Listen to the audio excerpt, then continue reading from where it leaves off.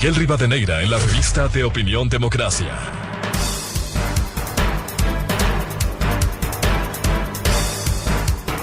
Seis 36 minutos en el territorio continental ecuatoriano, buscando la verdad en la revista de Opinión Democracia. Queremos saludar al señor viceministro de Salud, doctor Francisco Pérez. Lo invitamos a un diálogo para conocer, en primer lugar, cómo estamos enfrentando la pandemia por el COVID-19 con el crecimiento de casos de contagios, sin embargo, no con la letalidad de como fue al comienzo, con una circunstancia que siempre la resaltaremos: el proceso de vacunación en el Ecuador, que ha sido ejemplar y que al contrario hay que exigir quienes no se han puesto refuerzos continúen haciéndolo. Esa es una gran protección científica, las vacunas. ¿Cómo estamos con los casos COVID en el Ecuador? Doctor Francisco Pérez, muy buen día. Buenos días, Miguel. Muchas gracias por la invitación. Buenos días a todos los que nos escuchan.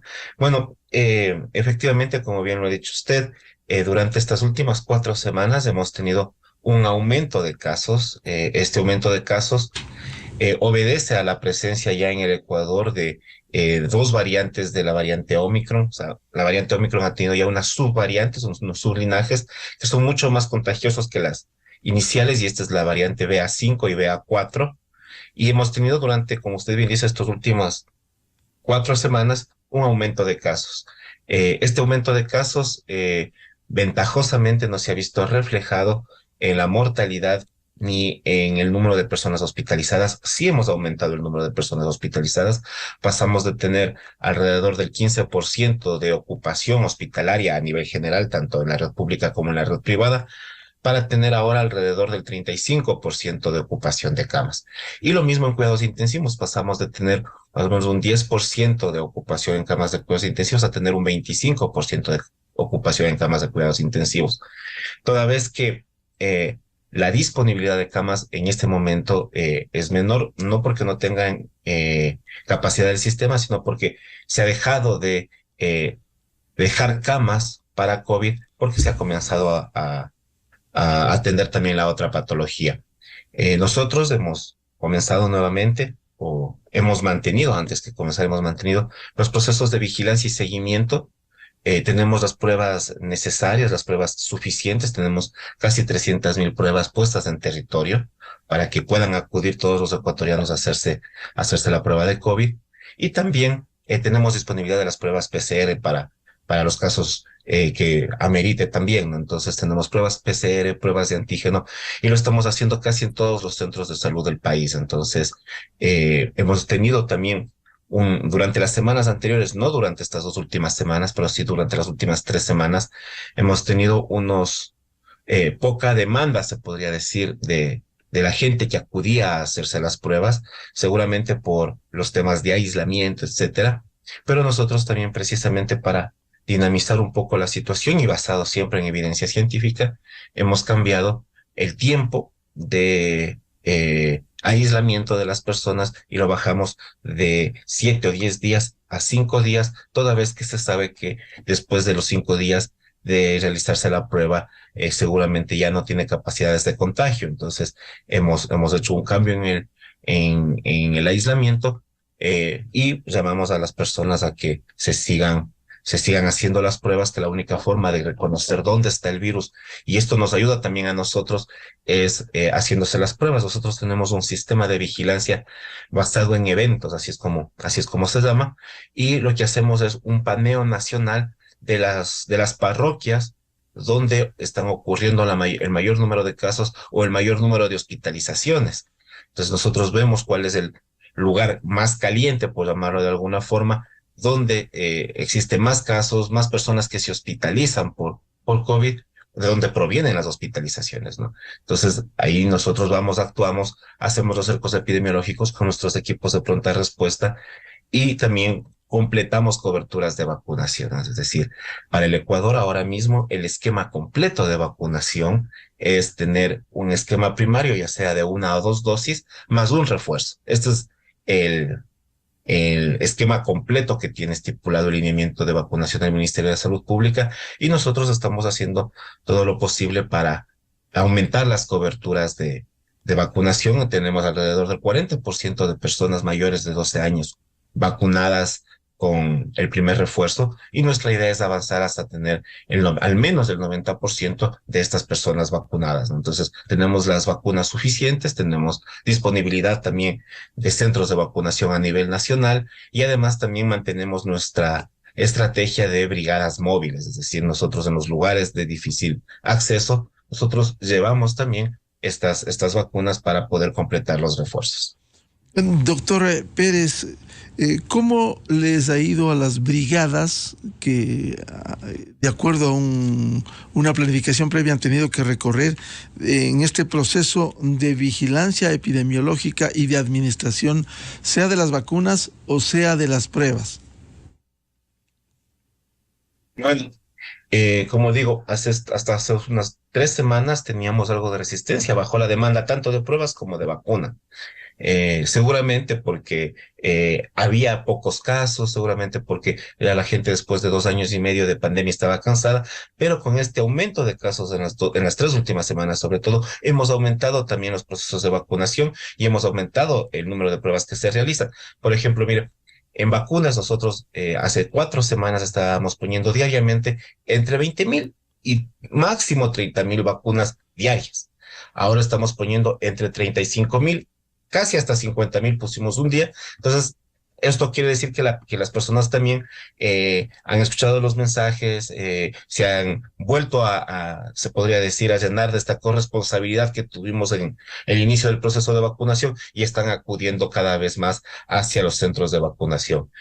Como nosotros decimos, también hicimos, mire, un proceso de la mano de OPS, que es el estudio de efectividad de nuestra vacuna. Entonces, en este estudio de efectividad de nuestra vacuna, y no es por vacuna, ni esta vacuna de un lado es mejor o la vacuna del otro lado es peor, sino hicimos del proceso de vacunación. Entonces, en este estudio que nosotros hicimos, estamos ya por publicarlo, estamos puliendo algunos detalles con OPS, nos sale que las personas que tienen un refuerzo tienen el 95% menos riesgo de fallecer.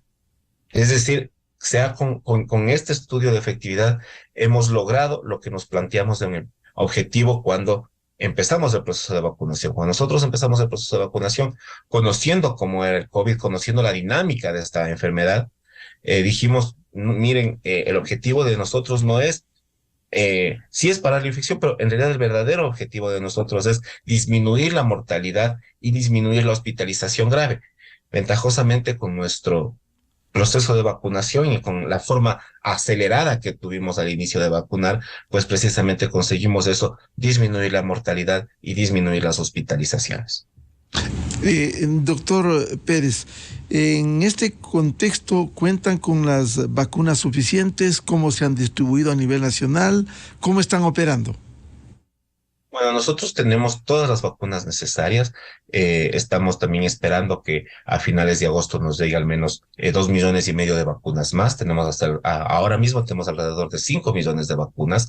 Entonces, están distribuidas por todo el territorio nacional. No hay un cantón en la patria que no tiene vacunas. Los cantones del Ecuador tienen su vacuna, todos los tipos de vacunas. No tenemos Pfizer, tenemos AstraZeneca, tenemos Sinovac, tenemos CanSino. Entonces, están distribuidos, no tenemos problemas de caducidad. También se escuchaba hace algún tiempo que tenemos muchos problemas de caducidad. No tenemos problemas de caducidad. Nosotros hemos sido muy prolijos y hemos negociado de alguna manera bastante enérgica que nosotros necesitamos tener vacunas adecuadas y con tiempos de caducidad adecuados. Sin embargo, a nosotros inicialmente no nos preocupaba mucho los tiempos de caducidad porque íbamos vacunando muy rápido, ¿no? Entonces, ahora también ya estamos retomando esto. Como digo, a finales de agosto seguramente está ya por llegar una nueva carga de vacunas de al menos 2 millones de vacunas, un poquito más también. Y estamos nosotros siguiendo todas las pautas que nos dice la evidencia científica, ¿no? Entonces, estamos esperando. Hace unos 2 días salió un artículo científico en el que alguna empresa ya había desarrollado una PAN vacuna, se llama, ¿no? Entonces, que es decir, que tiene capacidades similares a todas las vacunas que tenemos ahora mismo y que seguramente este será la que mejores resultados dé. Nosotros seguimos estando pendientes, estamos puestos a la cola, como quien dice, para recibir nuestras vacunas y por supuesto, y esto hay que ser bastante claros, ¿no? El señor presidente de la República ha sido muy enfático y nos ayudó muchísimo en la negociación directa para que las vacunas lleguen de manera rápida al Ecuador. Este proceso de vacunación no hubiese sido posible si no se hubiese tenido ese tipo de negociación y estamos también a la espera de mantener estas negociaciones, mantener el stock de vacunas necesario y buscar ya las definiciones, ¿no? En Europa se dice que la pandemia del COVID ya no es una pandemia, sino es una endemia que tiene reagudizaciones, es decir, ya es una enfermedad que está distribuida en todos los pueblos, que va a estar siempre con nosotros como las gripes y que mientras sigamos ganando inmunidad vamos a tener estos picos que subirán unos días, después disminuirán y nos mantendremos así por algún tiempo. Nosotros esperamos eso, esperamos que tal vez en 1 o 2 semanas más llegamos al pico y luego ya tengamos un descenso en el número de casos y tener una especie de oleadas, no muy grandes, y que tampoco revistan importancia en la hospitalización o en los fallecimientos. Entonces, esperamos que este sea el comportamiento y esperamos también que no nos asustan o que no aparezcan estas nuevas variantes que siempre complican un poco las cosas. Doctor Pérez, ¿cómo estamos porcentualmente con las dosis en el Ecuador? Los que han recibido las 2 dosis y los que han recibido 1 o 2 dosis de refuerzo. Bueno, mire, para las 2 dosis en personas mayores de 2 años, de 3 años, perdón, estamos alrededor del 83% a nivel nacional con las 2 dosis, cerca del 83%. Sin embargo, para las dosis de refuerzo en personas mayores de 12 años, porque el lineamiento permite poner una dosis de refuerzo solamente a las personas mayores de 12 años, estamos cerca del 40%. Nosotros aspiramos que y para la 4ª dosis tenemos apenas el 6%, ¿no? Y sobre todo este 6% a nivel nacional corresponde a personal sanitario, un poco al personal de servicios básicos, pero todavía nos falta ahondar en la vacunación con las personas de tercera edad, con las personas con enfermedades crónicas, con las personas que tienen mayor susceptibilidad de tener algún tipo de problema posterior al COVID, ¿no? Entonces, estas segundas dosis de refuerzo todavía nos falta mucho por recorrer, tenemos un bajo porcentaje de cobertura. Nosotros queremos primero cubrir de manera muy rápida las primeras dosis de refuerzo para luego compensar con la campaña de las segundas dosis de refuerzo. Entonces, como digo, estamos cerca del 40% de las personas que necesitarían la primera dosis de refuerzo y llamamos a todos los ciudadanos a que se vacunen. En el COE nacional y gracias al apoyo de la Vicepresidencia de la República se ha creado un comité interinstitucional de apoyo al plan de vacunación. La semana anterior vacunamos o estuvimos vacunando y haciendo la programación para vacunar a todas las instituciones públicas. Vacunamos a más de 150,000 personas que trabajan en las instituciones públicas. Y esta semana, la semana que empieza hoy a las 10 de la mañana tenemos una reunión con los sectores productivos, igual que las que tuvimos hace un año, ¿no? Cuando empezamos el proceso de vacunación 900, para que nuevamente se activen estos centros de vacunación en las empresas, para que se activen las campañas de vacunación para los trabajadores y las familias de los trabajadores de los sectores privados, y con esto nosotros aumentar rápidamente las coberturas. Justo hoy tenemos esta reunión, también nos vamos a reunir seguramente el día de mañana con las universidades para que vuelvan a vacunar como fueron, con un apoyo importantísimo de las universidades. Todas las universidades nos apoyaron y nosotros queremos volver a tener ese espíritu ese espíritu de colaboración, ese espíritu de responsabilidad para poder vacunar a todos los ecuatorianos que necesitan ya su primera dosis de refuerzo y también su segunda. Y el tema de las pruebas, ¿cómo está? Ir identificando para proceder con la vacunación, identificar el número de contagios que ha crecido recientemente, doctor Pérez. Sí, mire, nosotros tenemos, como le dije, un sistema de vigilancia basado en eventos. Si nosotros tenemos muchas pruebas distribuidas a nivel nacional. Tenemos, como digo, casi 300.000 pruebas distribuidas a nivel nacional. Estas pruebas se realizan a todas las personas que tienen sintomatología o que fueron contactos de una persona diagnosticada de COVID. Cuando nosotros definimos, tenemos nosotros en cada distrito nuestros equipos de vigilancia y comienzan a ver que, por ejemplo, lo que ha pasado aquí en Quito, por ejemplo, aquí en Chillogallo ha aumentado el número de casos. Pues nosotros salimos con una brigada, un equipo de respuesta rápida, porque en el sector de Chillogallo ha aumentado el número de casos. Entonces nosotros salimos, hacemos más pruebas en estos lugares, además de hacer más pruebas en estos lugares, salimos con los equipos también de vacunación para completar las coberturas, para ver dónde es que falta la vacunación con primera o segundo refuerzo. Y con eso nosotros en territorio estamos haciendo un bloqueo para frenar un poco el contagio, ¿no? Entonces, llamamos a toda la ciudadanía que se sigan haciendo las pruebas. Tenemos las pruebas suficientes.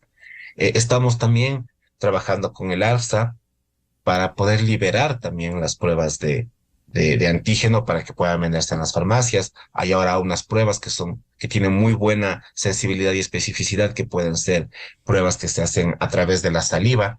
Estamos tratando de liberar y que todas estas pruebas se vendan y que las personas también que por algún motivo no quieran ir a un centro de salud o no lleguen a un centro de salud porque es noche o lo que sea, puedan realizarse un autotest. Estamos en ese proceso también. Estamos viendo cómo se pueda mantener los procesos de vigilancia haciéndose las autopruebas. Entonces, estamos mejorando mucho estas situaciones y también estamos mejorando los sistemas de información, que hemos tenido varios problemas para poder tener un sistema de información fiable. En los próximos días, seguramente a fin de semana, ya tendremos con nosotros nuestro nuevo sistema de información que se llama PajoFlu, es un sistema del PAJO, de la Organización Panamericana de la Salud, que es para el registro, seguimiento y tratamiento de las enfermedades respiratorias tipo influenza y por supuesto del COVID-19. Entonces, con todos estos, con estas cosas que estamos haciendo, con todos estos procesos que se han venido ya llevando a cabo desde hace algún tiempo y que están ya por salir, seguramente vamos a tener una visión más amplia de la pandemia y también un control mejor de la misma. Doctor Pérez, quisiera consultar el otro tema. ¿Cómo nos encontramos con los contagios de la viruela del mono que se ha evidenciado los primeros casos en el Ecuador? Bueno, como ya es de conocimiento público, hasta el momento tenemos 5 casos confirmados de viruela del mono. Estos casos son de 5 personas masculinas, todas de entre 25 y 40 años de edad. Eh, Al momento todas las personas están estables. El primero y el segundo caso ya están de alta. El primero ya salió de alta hace más de una semana y el segundo caso ya está por salir el día de hoy. Es el último seguimiento que se hace porque ya han transcurrido los 21 días desde el inicio de los síntomas. Tenemos 3 casos todavía, 2 casos que se confirmó el diagnóstico el día viernes, y nosotros, por nuestro lado, estamos siguiendo los contactos de estas personas precisamente para poder conocer en dónde se focaliza la enfermedad. Hasta ahora, la mayoría de los contagios, es decir, 4 de los 5 contagios, se han dado en la ciudad de Guayaquil y al menos 3 de los mismos tenemos completamente identificados que ha sido a través del contacto con grupos de personas extranjeras que llegaron al Ecuador y seguramente tenían la patología cuando al momento del ingreso del país. De estas personas extranjeras, todas han salido ya del país y estamos precisamente buscando el caso primario del último caso que se ha reportado para poder generar el cerco epidemiológico y conocer si esto ya se trata de una infección comunitaria o si se trata de una infección importada que se conoce. Entonces, estamos en este proceso, en este mismo momento. Llamamos también a todas las personas a que cuando hay un síntoma, un signo, que es un signo cardinal de la patología y es el aparecimiento repentino de vesículas o el aparecimiento repentino de granos en todo el cuerpo, que incluyen las plantas y las palmas de las manos. Y si ocurre una de estas situaciones, pues que acudan directamente hacia los centros de salud, que nosotros tenemos en este momento un stock suficiente de pruebas. Tenemos alrededor de 1.000 pruebas disponibles en el INSPI para poder realizar los exámenes. Además, tenemos 2 laboratorios privados también que ya cuentan con este tipo de pruebas para poder ayudarnos a los testeos. Ventajosamente se sabe que esta enfermedad no es muy grave. Se han reportado en el mundo ya 3 personas fallecidas con viruela del mono. Sin embargo, todavía no se puede atribuir la mortalidad a esta patología, porque, por ejemplo, la persona que ha fallecido, la primera persona que falleció fue una persona en Brasil, tuvo o tenía un problema oncológico, es decir, tenía una inmunosupresión, y no está claro si en realidad el fallecimiento fue por motivos de la viruela o por su patología previa, ¿no? De todas maneras, hasta el momento ninguno de nuestros pacientes ha tenido ninguna sintomatología que merezca hospitalización. Se les ha hospitalizado 1 o 2 días para poder tomar las pruebas, para poder hacer las investigaciones, las indagaciones, y luego se han ido con el alta a su domicilio, pero para que mantengan dentro de su domicilio la cuarentena de 21 días. De cualquier manera, las prevenciones, doctor Pérez, ¿cuáles serían para evitar especialmente el contagio? Bueno, esta es una patología que se transmite por el contacto, ¿no? Es decir, es una enfermedad de contacto. Miren, ayer nada más leía una noticia en España que una persona se había contagiado al comprar uno de estos scooters eléctricos a otra persona. Es decir, la persona que le vendió tenía el contagio, y como seguramente tenía vesículas en sus manos, agarró el manubrio de estos patinetes eléctricos y se los llevó a otra persona. Esta persona le compró este scooter eléctrico. Al momento de él utilizarlo solo para hacer la prueba, luego de 2 días se enfermó y no sabía, dijo, yo no he tenido contacto con nadie, y el contacto estuvo ahí. Es decir, que lo primordial en este momento es el lavado de manos, evitar el contacto con las personas. Si nosotros vemos que una persona tiene granitos, pues evitar el contacto, no tocar, porque si tocamos nos podemos infectar. También se ha descrito que puede existir algo de contagio a través de las vías respiratorias. Es decir, si yo tengo síntomas, me aparecen estas ronchas en el cuerpo, me tengo que poner una mascarilla de forma obligatoria. Y además, también se ha descrito que incluso se puede contagiar a una persona por la utilización de útiles de aseo, por ejemplo, o de ropa de cama o de toallas. Esto es lo que pasó al inicio cuando empezó el brote, con un sauna, etcétera, etcétera. Entonces, claro, el aseo adecuado, la limpieza de superficies, el lavado constante de manos y el utilizar mascarilla son las medidas de protección más importantes. ¿Cómo se está controlando el ingreso al país si es que pudiera llegar nuevos casos?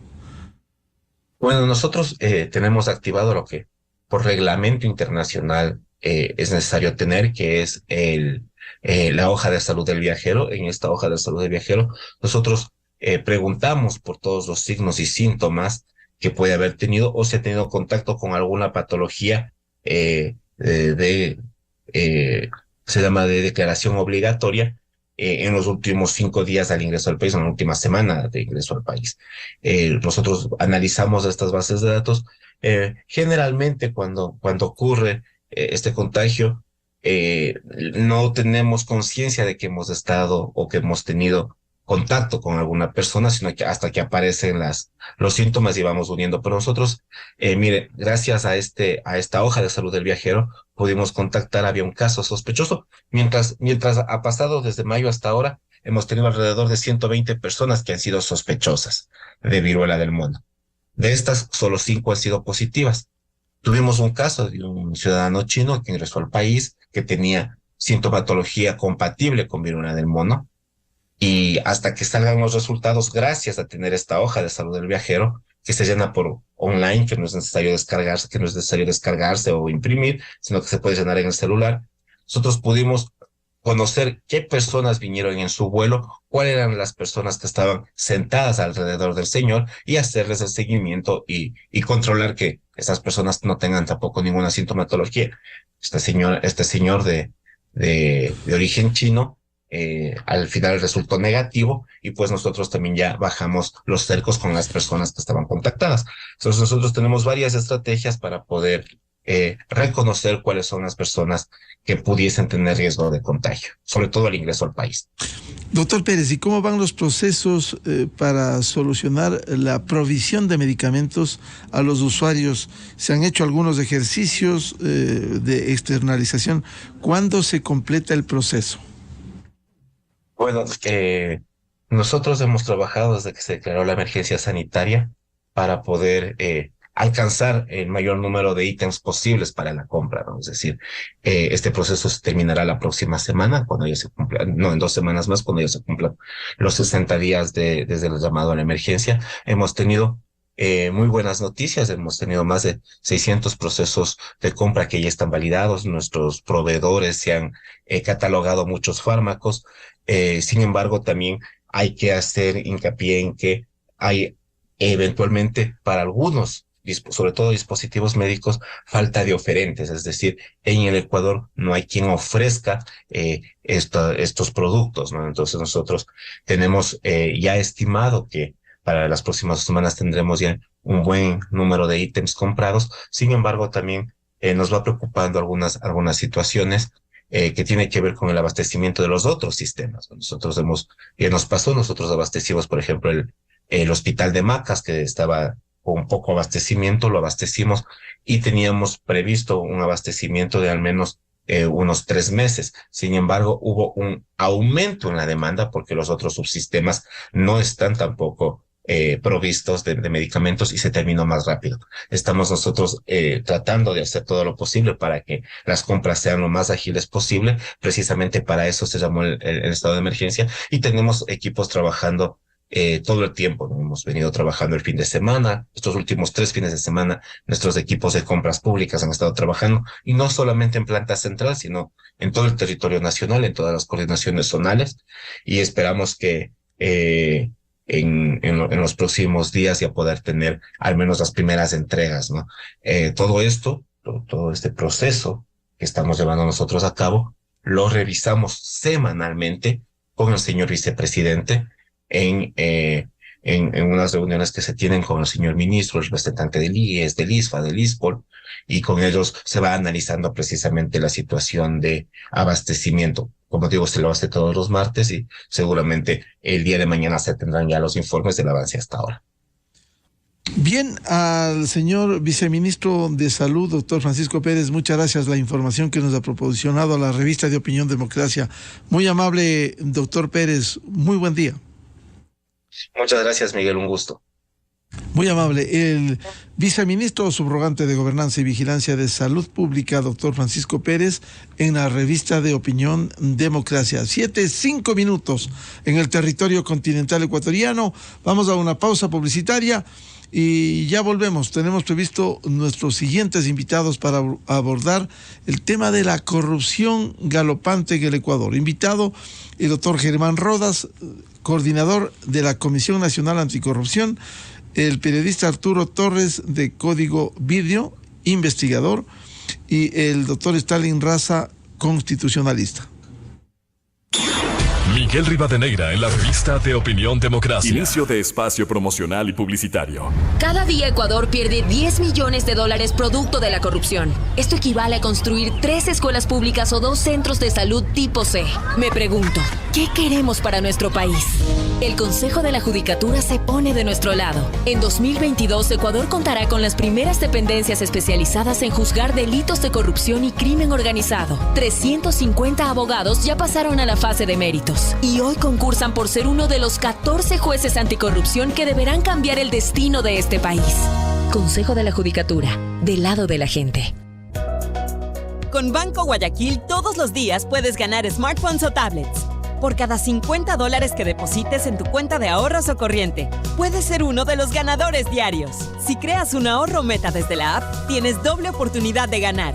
Y si no tienes cuenta en Banco Guayaquil, ábrela hoy y comienza a ahorrar para participar. Promoción válida hasta el 31 de agosto de 2022. Galápagos.